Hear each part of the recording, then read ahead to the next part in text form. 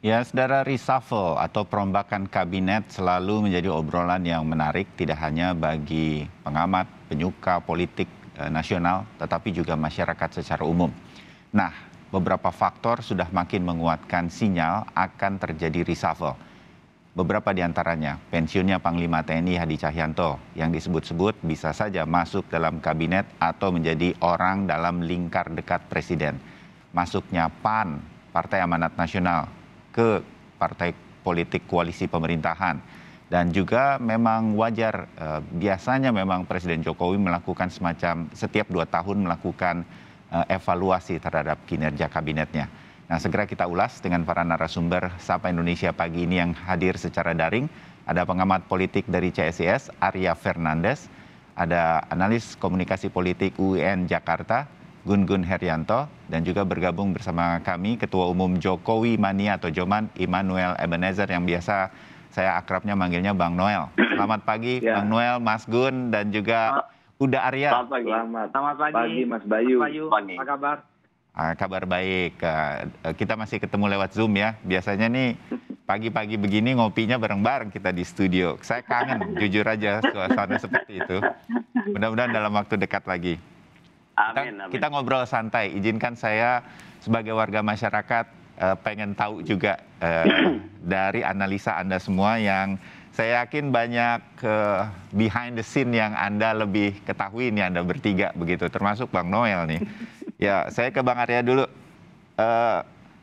Kenapa sih Pak Hadi Cahyanto itu sampai menjadi salah satu faktor penguat? Anda juga menganalisa bahwa pensiunnya Pak Hadi Cahyanto dari Panglima TNI ini faktor kuat akan segera terjadi reshuffle. Kayaknya reshuffle yang udah tahun lalu tuh akan terjadinya sekarang begitu Pak Hadi pensiun dan Pak Hadi akan masuk dalam lingkaran dalam istana begitu. Kenapa, Bang Arya? Iya, baik Mas Bayu. Jadi saya melihat bahwa faktor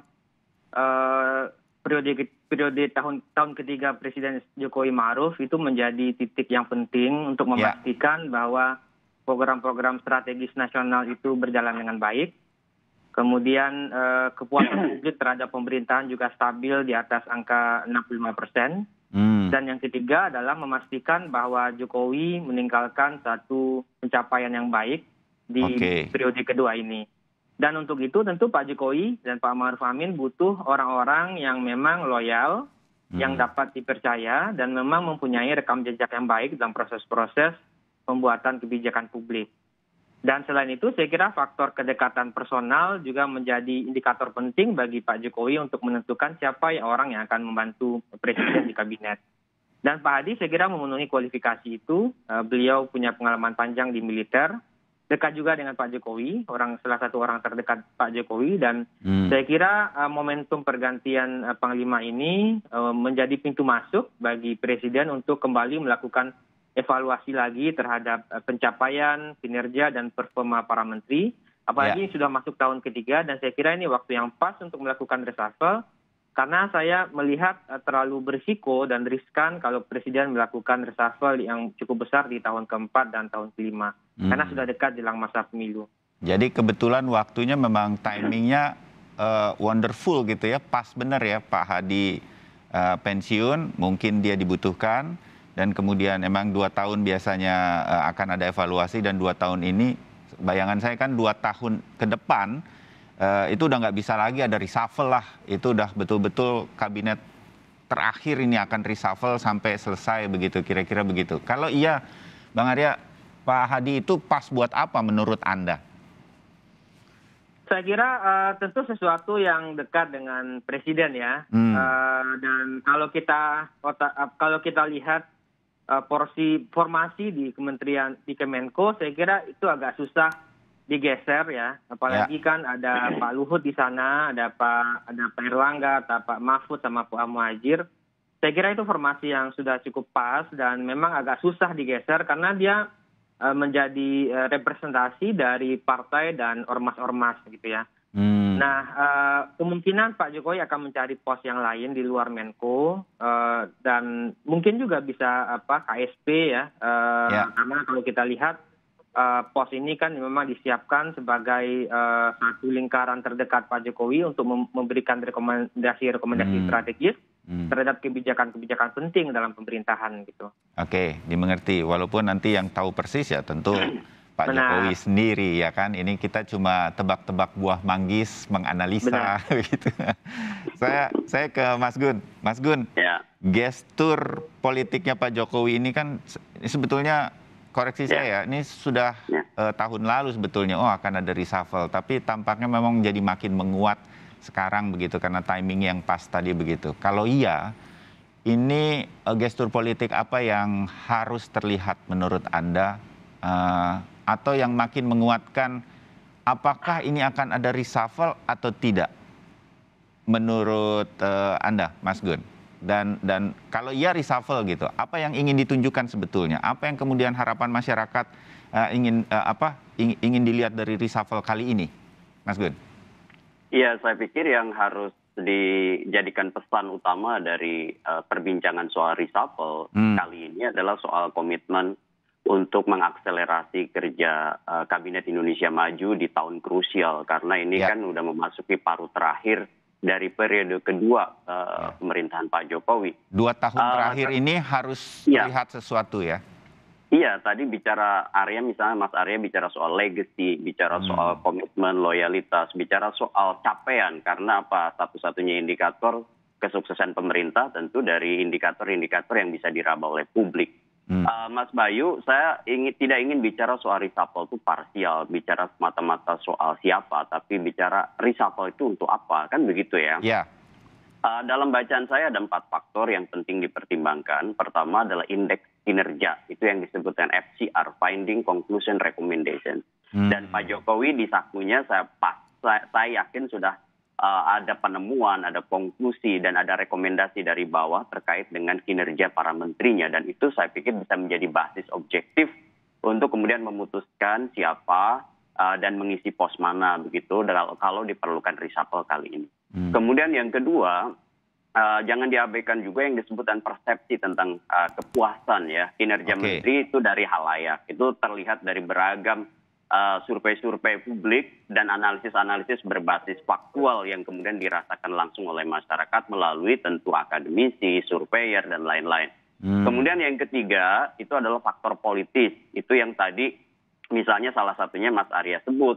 Misalnya konfigurasi sirkulasi elit yang determinan utamanya misalnya ada mitra koalisi baru seperti Partai Amanat Nasional yang ingin masuk, tentu harus ada semacam pertimbangan-pertimbangan apakah memang diperlukan atau tidak ya kan. Kemudian faktor politis lain adalah soal akomodasi terhadap figur yang mungkin dekat dengan presiden dan dirasakan bisa membantu mengakselerasi prioritas kerja presiden di paruh kedua terakhir kekuasaan Pak Jokowi. Sebut aja misalnya nama Pak Hadi tadi kan. Faktor politis lain yang seringkali menjadi pertimbangan sebenarnya adalah ada kemungkinan di tahun politik itu ada partai yang menjadi the ruling party, mitra koalisi yang mungkin bisa aja balik badan karena misalnya proses konstelasi 2024 kan who knows, misalnya ada partai-partai yang kemudian akhirnya berseberangan dengan skema 2024 dan itu tidak sejalan lagi dengan prioritas kerja presiden begitu. Nah, yang keempat nih faktor yang tidak luput juga harus kemudian kita baca adalah damage control atau pengendalian kerusakan. Karena apa? Ada beberapa menteri yang berpotensi merusak reputasi kinerja Kabinet Indonesia Maju kan, misalnya entah itu dengan statementnya, dengan langkah politiknya, misalnya taruhlah misalnya bersinggungan dengan rivalitas internal partai, kemudian sisi bisnis dalam konteks misalnya konflik of interest konflik kepentingan, dan itu saya pikir udah mulai kan bermunculan hal-hal itu dan itu sebenarnya bisa dievaluasi oleh presiden. Mas Bayu, Presiden sudah 5 kali seingat saya melakukan reshuffle dari periode pertama hingga periode kedua. Terakhir itu reshuffle 22 Desember 2020 dengan ada 6 pos kementerian. Dan saya pikir dari formulasi itu polanya mirip begitu ya dari apa yang saya sampaikan tadi. Ketika kita, menarik Mas Gun, ketika kemudian Presiden melihat kinerja Presiden paling akhir, apakah itu adalah situasi menghadapi pandemi akan menjadi salah satu yang kuat? Karena toh dalam 2 tahun ke depan kita harus mengatasi pandemi sekaligus membangkitkan ekonomi. Ini juga akan menjadi pertimbangan. Mas Gun? Iya, sudah pasti ya. Karena pandemi ini extraordinary ya, kejadian luar biasa dan itu butuh bukan hanya komitmen tapi juga implementasi kerja. Ya, banyak pos-pos kementerian yang harus dievaluasi. Masih ingat nggak di awal pandemi dan itu kemudian berujung juga dengan evaluasi kinerja menteri, misalnya Menteri Kesehatan dievaluasi waktu itu Pak Terawan karena juga terhubung dengan penanganan pandemi kan. Kemudian juga ada beberapa menteri yang dalam konteks damage control mungkin perlu dievaluasi waktu itu, masih ingat mungkin kontroversi Menteri Agama ya kan. Dan itu kemudian ada pergantian ke Menteri Agama baru misalnya di Desember 2020. Jadi Mas Bayu, saya lihat prioritas utama nih ya dalam konteks reshuffle kali ini sebenarnya dua hal. Pertama, penanganan pandemi seperti Mas Bayu sampaikan tadi yang multisektor. Kemudian yang kedua itu peneguhan kinerja para menteri secara keseluruhan dan itu kemudian akan merepresentasikan loyalitas para menteri itu pada visi presiden. Karena kan Pak Jokowi sedari awal sudah punya pernyataan publik bahwa tidak ada visi menteri yang mungkin juga si menteri itu bisa merepresentasikan kelompok politiknya, kan itu harusnya tidak ada. Yang ada adalah visi presiden. Dan untuk memastikan itu, maka presiden tadi punya FCR, Finding, Conclusion, Recommendation untuk menentukan siapa yang kemudian layak diganti dan siapa yang tidak. Oke, ya dimengerti. Untung saya nggak jadi menteri selama pandemi, saya di Kompas TV, jadi jadi saya nggak terlalu dak-dikduk begitu. Tapi feeling kita sebagai publik tentu bisa melihat begitu. Kalau ya yang Mas Gun katakan ini semacam evaluasi, di masa pandemi saya rasa publik punya penilaian begitu. Kementerian apa yang berjalan dengan baik, kementerian apa yang kurang dan lain-lain. Kira-kira kan feel-nya ke arah sana juga mungkin. Kira-kira gitu ya Mas Gun. Tapi saya ke yang punya feeling lebih kuat ini memang biasanya teman-teman di Joman nih, gitu kan. Bang Noel, Anda juga seperti teman-teman di Projo mendukung untuk segera dilakukan reshuffle untuk kabinet yang lebih solid dalam 2 tahun terakhir Pak Jokowi yang kali ini bersama Pak Ma'ruf Amin atau bagaimana dan bagian-bagian mana yang menurut Anda harus segera dibenahi sama seperti Mas Gun atau akan lebih politis seperti Bang Arya? Bang Noel. Apa yang disampaikan Mas Arga dan Mas Gun itu benar adanya ya. Nah, kita bicara tentang reshuffle ini sebenarnya dari awal pemerintahan Jokowi periode kedua ini. Karena kekhawatiran kami itu terbukti hari ini. Ketika kami menyampaikan berkali-kali di media, bahkan di Kompas bahwa pemerintahan Jokowi yang kedua ini dulu kami sebut sebagai kabinet party, pesta. Pesta ini terbukti hari ini bahwa ternyata ada beberapa menteri yang sibuk berbisnis. Kemudian ada yang satu lagi konsentrasi masang baliho di mana-mana buat Pilpres 2024. Kemudian ada juga beberapa menteri yang sibuk menikmati jabatannya ya, pelayanan jabatannya. Nah ini yang kami lihat untuk 2024 ini riskan sekali karena ini kan tahun kritis sekali. Ini kalau seandainya tidak ada kebijakan atau plus yang benar-benar bisa menjaga legasi presiden untuk 2024 nanti atau ke depan nanti, ini bahaya adanya. Karena kita lihat tadi sampaikan Mas Gun tadi, ini tahun krusial sekali. Kalau seandainya presiden salah mengambil kebijakan, ya berantakan tuh semua legasinya. Karena kita lihat tahun 2024 ini dari sekarangnya sudah ketahuan. Apakah politisi ini punya loyalitas? Tidak ada di Republik ini. Yang namanya tradisi politisi itu punya loyalitas buat bangsa ini tidak ada. Belum pernah teruji. Artinya ke depan semoga isu reshuffle ini bisa menjadi kebutuhan juga terhadap visi misi presiden ke depan nanti. Karena persoalan pandemik juga, kita berhadapan dengan pandemik. Dengan kasus PCR kemarin ini, saya lihat trust publik terhadap persoalan COVID ini sudah tidak ada lagi. Itu langsung terjun bebas. Jadi jangan pernah berharap lagi pemerintah hari ini menyampaikan persoalan COVID lagi. Saya yakin rakyat sudah tidak percaya. Jadi kalau menurut pandangan kami, ada 6-7 menteri yang layak untuk di reshuffle atau dicopot. Bahkan kemarin kan kita lihat Opung atau Luhut Binsar Panjaitan dengan Ksatria mengakui bahwa dia berbisnis PCR. Yang sebelumnya juga sudah disanggah oleh staf khususnya, Jody. Sebelumnya kan Jody mengklarifikasi bahwa Menteri Lutfi Sarpanjaitan tidak pernah berbisnis dalam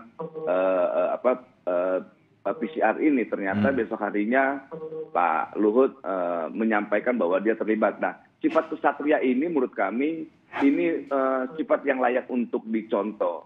Tapi lebih baik lagi kalau seandainya Pak LBP mengundurkan diri dengan cara yang terhormat. Karena apapun kejadian kemarin, bangsa ini kan terkenal bangsa yang sangat memaafkan. Dengan sikap kesatria Pak LBP kemarin mengakui bahwa beliau berbisnis, tunjukkan juga sikap kesatriaan yang lainnya bahwa dia mengundurkan diri. Itu lebih terhormat buat bangsa ini ke depan, dan juga menjadi jangan ini menjadi sandungan atau luka di yang citra buruk di lingkaran presiden ketika masyarakat melihat bahwa presiden tidak punya ketegasan. Untuk itu saran kami ya Pak LBP mundurkan diri. Iya, walaupun kita menghadapi pandemi gelombang kedua, pandemi sampai PPKM darurat pada waktu itu sampai kemudian melandai, itu Pak LBP loh yang memimpin kita, publik dan segala macam dengan segala lebih dan kurangnya. Atau kalau saya ingin melihat kepada analisa Anda, Bung Noel, waduh, banyak sekali memang menteri yang harus kemudian dipikirkan oleh presiden kalau saya jadi presiden begitu untuk tidak terlibat dalam politik 2024. Hampir semua ada ketua umumnya hadir sebagai di kabinet. Memang ini pernah menjadi kekhawatiran kita begitu ketika ini kemudian masuk ke dalam tahun pemilu.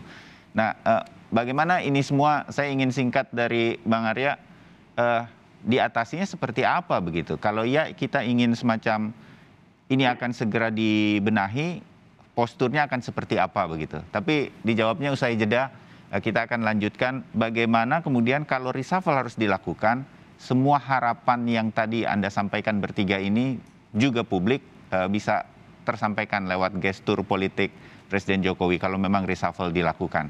Apa yang kemudian harus tercermin di sana? Kami segera kembali.